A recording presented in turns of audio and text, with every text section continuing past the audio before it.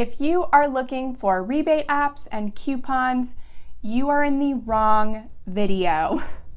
Today, I'm going to share the frugal living tips that I live by and the principles that help me save money without overthinking it, without rewashing plastic bags, but that are really sustainable and doable for everyone. Hey there, I'm Jen. I'm the creator of Modern Frugality, and welcome to another couchside chat. We'll see if these work, but it's definitely more comfortable than a chair, and so I'm digging it. But today I want to talk about frugal living tips that really make an impact. I am so over hearing about like rewashing bags or line drying your clothes or all these things that I just don't have time for. I have a toddler, I run a business, and I don't have the energy at the end of the day. Like, I drink coffee, but I do not have the energy for some of these frugal living tips that people promote. The way that I stay frugal is something I kind of designed, myself. I have never considered myself a very frugal person, but I fell in love with frugality by adopting these 4 principles. And it's the way I've been able to stick with it. Because otherwise, when we were paying off $78,000 of debt, I needed to be frugal. But I don't need to be frugal now, but I just love frugality so much for what it offers me, for what it offers the people around me, through me. I am obsessed with frugality, and I think it is absolutely necessary to paying off debt, growing wealth, and even growing your income to an extent. So I am done with this toxic frugality that says frugality is a race to the bottom. Like, how cheap can I get everything? How much can I buy in bulk? And I'm done with that. So these are the 4 pillars of frugality that I live my life by in order to reduce my spending and reduce my impact on my finances. The first pillar is minimalism. And I'm not talking about minimalism like I have one chair and one table.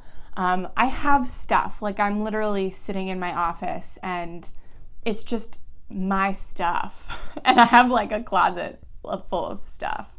But I adopt principles of minimalism because you cannot buy your way to frugality. You can't buy your way really to anything constructive, but you definitely can't nickel and dime your way, coupon, all that stuff. That is trying to buy your way to frugal. When you adopt minimalism, you essentially eliminate entire expense categories, and buying less will always save you more money than a coupon or a rebate app. And when you adopt a minimalist lifestyle and consider yourself a minimalist, it motivates you to buy less so that you can maintain the lifestyle. I look at my living room and it's super simple, but it feels complete. It's a minimalist living room besides all the toddler toys. But I don't feel like I need another candle. I don't feel like I need another picture on the wall or a different rug to complete the look. I feel like it's complete. And when I look at my drawers, the ones that I've recently decluttered, I don't feel the need for buying organizers or any of this stuff. Minimalism keeps you from buying, and that will save you more money than any deal will. And so minimalism can look like anything you decide. You get to decide what you're minimalist on. And minimalism doesn't always align with frugality. Like, yes, buying in bulk is cheaper than buying the smallest container of, flour or sugar. But we get to decide what we want to buy in bulk and what we want to buy less of. So maybe instead of buying 20 spices, you only cook with 5, but you buy those 5 in bulk. So you really, once you practice and get into it, can decide what your minimalism looks like and where you're going to balance saving money with with minimalism. The next pillar is simplicity. So whereas I see minimalism kind of regarding our physical spaces, I see simplicity as minimalism for all of our other spaces. So cognitive, schedule, anything that's not tangible, I practice simplicity with. So with all my disdain for coupon and rebate apps and stuff, it doesn't mean that I write off all of them. I still do use some. I love Personal Capital to track my transactions. I use Dosh because it gets me cash back on purchases without me having to select any deals or scan any receipts. So that to me is simplicity. And those are really the only personal finance apps that I use. And so I kind of take this approach with everything. And that's because when I have less in my schedule and I have less to think about, fewer options, fewer decisions to make, I can increase my cognitive function to make better decisions in the times when it's difficult. So when I am about to impulse spend something and I've just made 1,000 decisions, even micro decisions, like which app to open or like which shirt to wear, after I've made 1,000 decisions, it's very hard to make another right decision. But when I limit the number of decisions I've made during the day to maybe like 100 or 200, then it's a lot easier at the end of the day to decide, no, I'm not going to stop at Chipotle. I'll make a rice bowl at home. Or maybe I will skip the ice cream after dinner because I've had it every other night this week. So it's a lot easier to make better spending decisions when we ease up our cognitive load, and that really comes through simplicity. The third pillar is that frugality is environmentally friendly.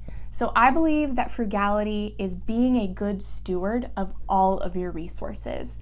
So whether that is money, time, physical energy, but also our environmental resources. So the less we buy, the less we use, the better it is for the environment. So kind of already we've helped the environment by buying less and having a more simple schedule, more simple home setup.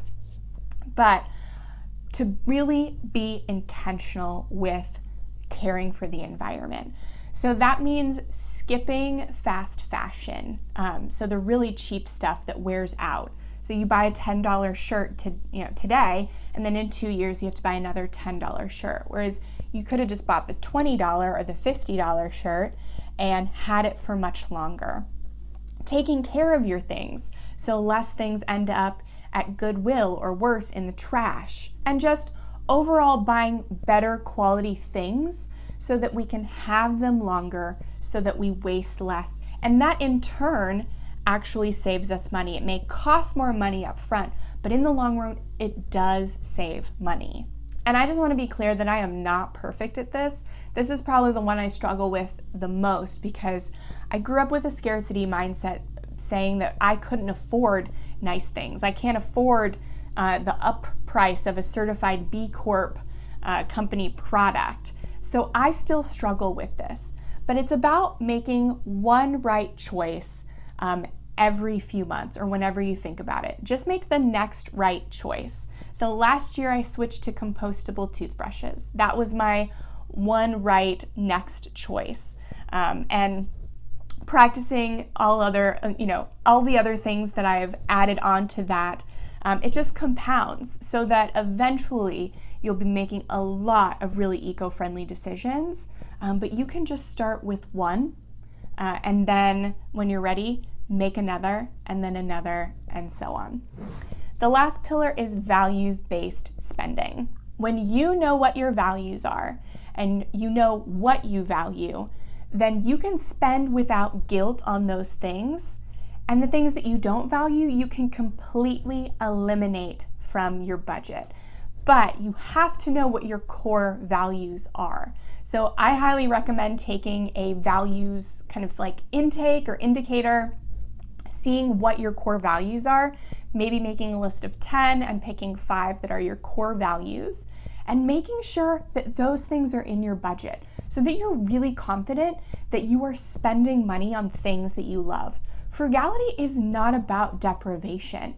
It's about finding the things that you love, spending money on them, and not spending on the stuff that you don't care about as much. And something frugal people really struggle with is feeling guilty anytime they spend on themselves. I think people maybe in general can relate to this, especially moms. But being able to find what you value and say, these are the things I'm going to spend money on, can take the guilt away from spending money on them. So find your core values, spend on them without guilt, and then just write off everything else. And you may have to dissect some things you normally spend money on. I used to think I really cared about going out to restaurants, but after doing some no spend challenges, I had to look at, why do I value that? It wasn't the food, it wasn't even the service, though I do hate doing dishes. It was spending time with friends or spending time with someone else. I don't go to restaurants by myself, I go with other people. So I found that it was the community that was more important to me than the restaurant. So I could pull those two apart and say, how can I still keep people in my life, but do it for free or lower cost than what a restaurant might cost me? Now, if you do want a bunch of little frugal living tips, I have a list of 200 on my website. I will put the link in the description, but you don't have to do all of them. You can pick and choose what works for you, what you like, and what fits with your core values and lifestyle. But as long as you're living with these 4 pillars, really whatever you do is going to be conducive to a frugal lifestyle. And that is going to help you steward your money well, and that is going to help you grow your wealth, and so on and so forth. If you liked this, please subscribe to the channel. I will be here every week with you, talking more about frugality, building wealth, investing, and we can have more couch chats like this. So thanks for watching, and I'll see you later.